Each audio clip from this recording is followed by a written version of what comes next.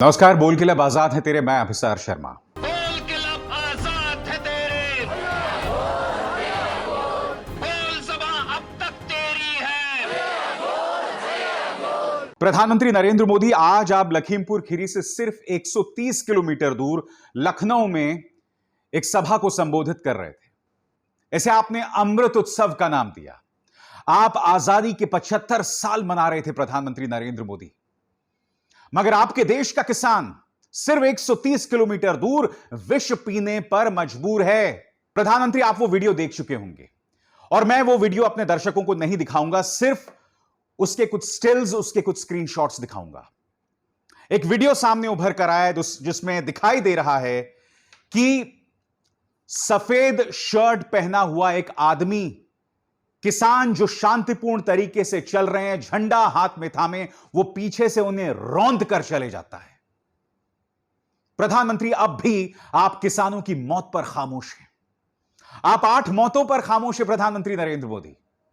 और आज मैं एक बात बता दूं आपको, भारतीय जनता पार्टी के जो अंधभक्त हैं या उनके जो समर्थक हैं, जो अक्सर मेरे इस वीडियो में आके नीचे कमेंट सेक्शन में गालियां देते हैं, मैं आप लोगों से कहना चाहता हूं, 2 बीजेपी के कार्यकर्ता मारे गए हैं। प्रधानमंत्री ने एक शब्द नहीं बोला, किसी भारतीय जनता पार्टी के नेता ने एक शब्द नहीं बोला है उन 2 बीजेपी के कार्यकर्ताओं के मारे जाने पर। जानते हैं क्यों? क्योंकि अगर उन 2 बीजेपी के कार्यकर्ताओं की मौत पर वो सहानुभूति जतलाएंगे तो उन्हें किसानों की मौत पर भी सहानुभूति जतलाना पड़ेगा। इसका अर्थ क्या हुआ कि अगर आप एक कार्यकर्ता हैं, अगर आप एक गोदी पत्रकार हैं, तो आपकी औकात सिर्फ एक छोटे से औजार की तरह है। आपका इस्तेमाल किया जाएगा और फिर आपको फेंक दिया जाएगा। यह प्रमाणित करता है, क्योंकि प्रधानमंत्री ने, नरेंद्र मोदी ने अब तक ना उन किसानों की मौत के बारे में कहा है कुछ, ना बीजेपी के कार्यकर्ताओं के बारे में।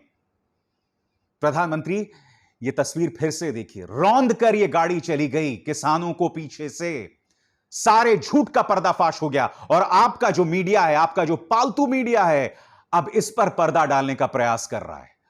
उसके मैं प्रमाण आपको आगे जाके बतलाऊंगा और उसका भी मैं पर्दाफाश करूंगा। मगर सबसे पहले मैं मुख्यमंत्री आदित्यनाथ से जानना चाहता हूं कि आपके उत्तर प्रदेश में हो क्या रहा है। यह वीडियो देखिए दोस्तों। छत्तीसगढ़ के मुख्यमंत्री, जो कि कांग्रेस के उत्तर प्रदेश के इंचार्ज हैं, वो लखनऊ में आते हैं और उन्हें बाहर नहीं जाने दिया जाता। देखिए, वो धरने पर बैठ गए हैं वहां पर। ये एक राज्य के मुख्यमंत्री हैं आदित्यनाथ जी, आप उन्हें कैसे रोक सकते हैं इस तरह से? फिर आपको किस तरह से कोई नैतिक अधिकार हो जाएगा कल को अगर आपके पार्टी के नेता दूसरे राज्यों में जाके प्रचार करेंगे या दूसरे राज्यों में किसी ज्वलंत मुद्दे को उठाएंगे? ऐसा कभी हुआ है कि जब एक मुख्यमंत्री को एयरपोर्ट में रोक दिया गया है? मैं आपको दिखलाना चाहता हूं दोस्तों किस तरह की बहस चल रही है भूपेश बघेल और वहां के सुरक्षा कर्मियों के बीच में। देखिए, हाँ, पढ़े नहीं बैठे। हमको क्यों रोका जा रहा है भाई? हम कहीं नहीं जा रहे हैं, हम पीसीसी जाएंगे, हमको लखीमपुर तो जा नहीं रहे हैं, फिर रोकने का औचित्य क्या? ना नहीं जाएंगे, बताइए पहले। जबरदस्ती मेरे साथ कर रहा हूँ तो फिर मुझे जाने दीजिए। मैं आपके लखीमपुर नहीं जा रहा हूँ, मैं आपके लखीमपुर नहीं जा रहा हूँ। 44 वहां लगी थी, लखनऊ में नहीं। और बात यहां नहीं रुकती।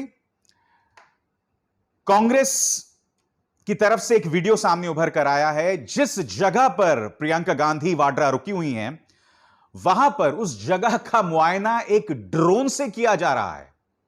वो वीडियो मैं आपको दिखाऊंगा दोस्तों।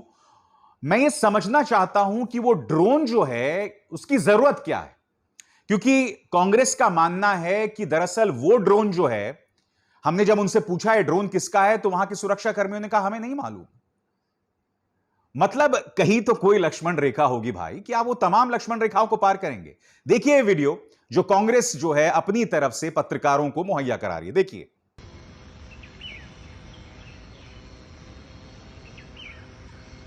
ये प्रियंका जी को जहां हिरासत में रखा है, ये ड्रोन कैमरा ऊपर सरकार ने लगा रखा है और ये कैमरा उनके कमरे के बाहर चल रहा है और ये प्रियंका जी जिस कमरे के अंदर हिरासत में रखी गई हैं और ये ऊपर आसमान में ये ड्रोन सरकार का, तो ये है इस डरी हुई सरकार की सच्चाई। दोस्तों, आज जिस वीडियो पर किसानों को कुचले जाने के जिस वीडियो पर प्रधानमंत्री नरेंद्र मोदी ने खामोशी अख्तियार की है, उस पर कांग्रेस की नेता प्रियंका गांधी वाड्रा, जो अब भी जेल में हैं, हिरासत में हैं, उन्होंने अपनी प्रतिक्रिया दी है। क्या कह रही हैं प्रियंका गांधी वाड्रा, सुनिए। मोदी जी नमस्कार। मैंने सुना है कि आज आजादी का अमृत उत्सव मनाने के लिए आप लखनऊ आ रहे हैं। मैं आपसे पूछना चाहती हूँ कि आपने ये वीडियो देखा है?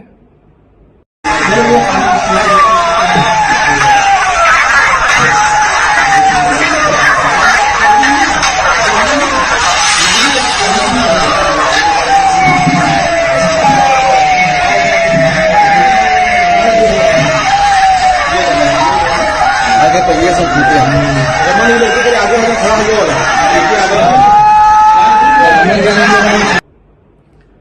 ये वीडियो आपके सरकार के एक मंत्री के बेटे को किसानों को अपनी गाड़ी के नीचे कुचलते हुए दिखाता है। इस वीडियो को देखिए और इस देश को बताइए कि इस मंत्री को बर्खास्त क्यों नहीं किया गया है और इस लड़के को अभी तक गिरफ्तार क्यों नहीं किया गया है। मेरे जैसे विपक्ष के नेताओं को तो आपने हिरासत में बगैर किसी ऑर्डर, बगैर एफआईआर के रखा है। मैं जानना चाहती हूं कि ये आदमी आजाद क्यों है। मगर मैं समझना चाहता हूं कि प्रियंका गांधी वाड्रा और दीपिंदर हुडा को अब तक आपने जेल में क्यों रखा हुआ है? क्या इसके पीछे भी कोई सियासत है? आप ये करने का प्रयास क्या कर रहे हैं? क्या भारतीय जनता पार्टी कांग्रेस के लिए जमीन तैयार कर रही है उत्तर प्रदेश के अंदर, ताकि जितना भी भाजपा विरोधी वोट है वो बट जाए समाजवादी पार्टी और कांग्रेस के बीच में? मैं समझना चाहता हूं कि प्रियंका गांधी वाड्रा पर आपने इतनी धाराएं लगा दी 144 के उल्लंघन में, ये तमाम चीजें आपने लगा दी। आपने भूपेश बघेल को भी रोक लिया। यानी कि भारतीय जनता पार्टी डर के चलते, डराने के चलते तमाम लक्ष्मण रेखाओं को पार कर रही है दोस्तों, और इसके लिए मेरे पास शब्द नहीं है। और दोस्तों, जिस वीडियो की चर्चा लगातार की जा रही है, जिसमें देखा जा सकता है कि एक जो गाड़ी है वो पीछे से रौंद कर चली जाती है, एक और वीडियो सामने उभर कर आया है। यह छोटा सा 10 सेकंड का वीडियो मैं चाहूंगा आप देखें। इस वीडियो के अंदर आप देख सकते हैं कि एक आदमी उस जीप से बाहर निकल के भागता है और जमीन पर आप देखेंगे एक व्यक्ति पड़ा हुआ है। यानी कि तमाम झूठ जो है उनका पर्दाफाश हो रहा है। इस वीडियो की झलक देखिए।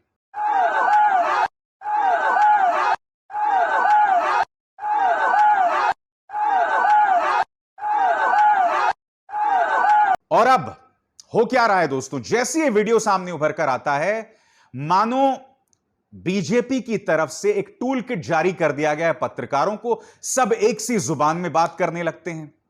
अचानक तमाम न्यूज चैनल्स एक काल्पनिक व्हाट्सएप ग्रुप की बात करने लगते हैं और हवाला देते हैं गुप्तचर एजेंसीज का। यानी कि वही अंदाजे बयां जो हमने नागरिकता बिल के खिलाफ जब शाहीन बाग में प्रोटेस्ट हो रहा था उस वक्त, और जब किसानों का आंदोलन हो रहा था जिसमें यहां पर कई छात्र नेताओं को गिरफ्तार किया गया था एक टूल किट के नाम पे, ग्रेटा थनबर्ग को खालिस्तानियों का समर्थक बताया गया था, उस टूल किट के आधार पर बिल्कुल वही अंदाजे बयां दोस्तों दिखाई दे रहा है। सबसे पहले मैं आपको दिखलाना चाहता हूं पत्रकारों के लिए जो टूल किट जारी किया है शायद बीजेपी ने।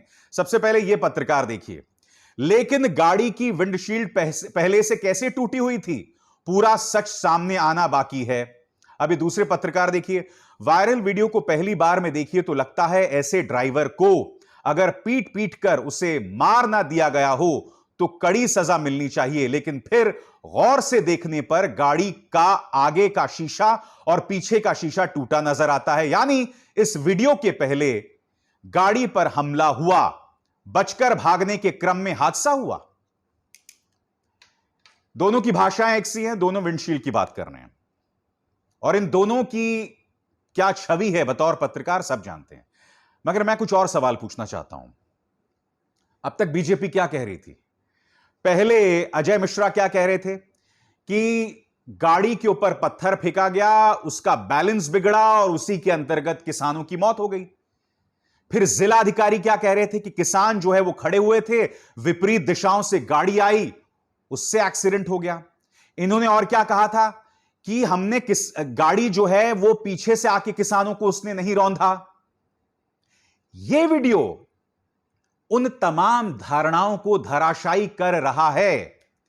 अगर विंडशील्ड टूटी भी हुई है, अगर शीशा टूटा भी हुआ है, तो इस वीडियो में जो दिखाई दे रहा है वो तो भारतीय जनता पार्टी के प्रचार तंत्र, इन पालतू मीडिया, और जो बात अजय मिश्रा लगातार कह रहे हैं उसको पूरी तरह से एक्सपोज कर रहा है। क्या इन पत्रकारों ने शर्म तक बेच दी है? क्या ये पत्रकार अपने बच्चों से नजरें मिला सकते हैं? इस तरह का झूठ का प्रचार प्रसार करते हो तुम।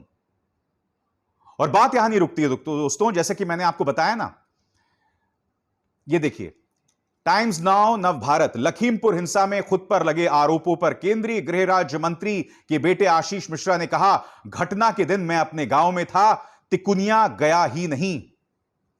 यानी उनके बचाव में यह चैनल आ गया दोस्तों।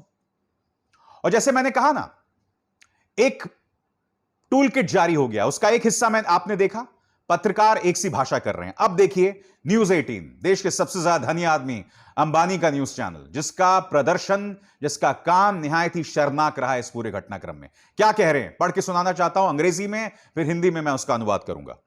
Lakhimpur chaos, a planned incident. A WhatsApp group named Lalkar was created before the incident. The administration was the former member of Babbar Khalsa, sources. बताया गया कि लखीमपुर से पहले एक WhatsApp बनाया गया और WhatsApp का जो एडमिनिस्ट्रेटर था वो बब्बर खालसा का सदस्य था। बब्बर खालसा जो कि एक आतंकवादी गुट है। और यही नहीं दोस्तों, जी न्यूज भी देखिए, लखीमपुर हिंसा संयोग या प्रयोग। यहां पर भी दोस्तों वो वही WhatsApp की बात कर रहे हैं। आप देख रहे हैं इनकी भाषा एक सी हो गई है। न्यूज 18 और जी न्यूज की भाषा आपने देखी, दोनों एक WhatsApp ग्रुप की बात कर रहे हैं, बब्बर खालसा की बात कर रहे हैं सूत्रों का हवाला देकर। फिर आपको मैंने दो पत्रकार दिखाई है, दोनों विंडशील्ड की बात कर रहे हैं। ये लोग इस बात का जवाब नहीं दे रहे हैं कि आखिरकार वो प्रमाण सामने उभर कर आया है कि किसानों को पीछे से रौंदा गया, और अगर पत्थर मारा भी गया हो तो आप इस तरह से रौंद देंगे किसानों को, इस तरह से कुचल देंगे? तो क्या फिर ये पत्रकार ये कहेंगे, अगर गुस्से में, और ये बहुत बड़ा अगर है, अगर गुस्से में किसानों ने उन भारतीय जनता पार्टी के कार्यकर्ताओं को मार दिया तो क्या वो सही है, क्योंकि गुस्से में आके उन्होंने ऐसा किया? अरे आप किस क्रिया और प्रतिक्रिया की बात कर रहे हैं? हिंसा हिंसा है, उसे जायज ठहराने का प्रयास मत कीजिए। अपनी रीढ़ को ढूंढें ये पत्रकार और न्यूज चैनल, जो हकीकत है उससे मुंह मत मोड़िए। दोस्तों, इस बीच एनडीटीवी की खबर बता रही है कि किसानों ने स्पष्ट कर दिया है कि हम तब तक अंतिम संस्कार नहीं करेंगे जब तक हमें ऑटोप्सी रिपोर्ट ना मिल जाए, यानी कि पोस्टमार्टम रिपोर्ट ना मिल जाए। आपके सामने यह खबर, families of the farmers run over, won't cremate bodies, want autopsy report. यही नहीं दोस्तों, जिस पत्रकार रमन कश्यप की मौत हो गई, उनके पिता भी कह रहे हैं कि मेरे बेटे को गोली मारी गई। और मैं आपको बतलाना चाहूंगा कि कुछ चैनल्स ने ऑटोप्सी रिपोर्ट के नाम पर, पोस्टमार्टम की रिपोर्ट के नाम पर अनाप शनाप स्टिंग ऑपरेशन शुरू कर दिए हैं। यानी कि फिर से एक धारणा बनाई जा रही है दोस्तों, फिर से एक जमीन तैयार की जा रही है भारतीय जनता पार्टी के लिए। मैं ये समझ नहीं पाता हूं कि इस देश का मीडिया कितनी हदों को पार करेगा, कितनी लक्ष्मण रेखाओं को पार करेगा, कितना गिरेगा, कितना गिरेगा। मैं दोहराना चाहता हूं दोस्तों कि तुम जिस तरह के जहर का प्रचार प्रसार करते हो अपने न्यूज चैनल्स में, तुम उस जहर से न सिर्फ समाज में जहर फैला रहे हो, क्योंकि ये न्यूज चैनल्स, ये टीवीज जो है हमारे ड्राइंग रूम्स में लगे हैं, हमारे बेडरूम्स में लगे हैं, और इनका यही कचरा हमारे घरों में प्रसारित होता है। मगर सबसे बड़ी बात, जो जहर तुम समाज में परोस रहे हो, क्या तुम्हें अंदाजा है तुम्हारे बच्चे भी तो होंगे? ये झूठ और ये जहर लेके क्या तुम उनके सामने भी जाते हो? अरे समाज का नहीं, देश का नहीं, कम से कम अपने बच्चों की तो परवाह करो। और ये तमाम जो पालतू पत्रकार हैं, उनके आप सोशल मीडिया हैंडल्स पे जाइए, ट्विटर हैंडल पे जाइए या फेसबुक हैंडल पर जाइए, सब अपने आप को देशभक्त बताते हैं। अरे भाई, पहले पत्रकार बन जाओ, इंसान बन जाओ। जब पत्रकार और इंसान बन जाओगे तो देशभक्ति खुद ब खुद तमगे की तरह यहां लग जाएगी। क्योंकि अगर तुम गैर संजीदा पत्रकार हो, जहर फैलाने वाले पत्रकार हो, तो तुम देशभक्त भी नहीं हो सकते। समझे? समझे कि नहीं? मगर तुमसे कहने का कोई फायदा नहीं है। तुम वैसे कि वैसे जहरीले ही रहोगे और असल मुद्दों पर इस सरकार को कभी नहीं घेरोगे। मगर हमारे कार्यक्रम का नाम है बोल के लब आजाद है तेरे। हम मुद्दों से नहीं पीछे हटने वाले हैं, लगातार आपके सामने मुद्दे उठाते रहेंगे। अभिसार शर्मा को दीजिए इजाजत। नमस्कार।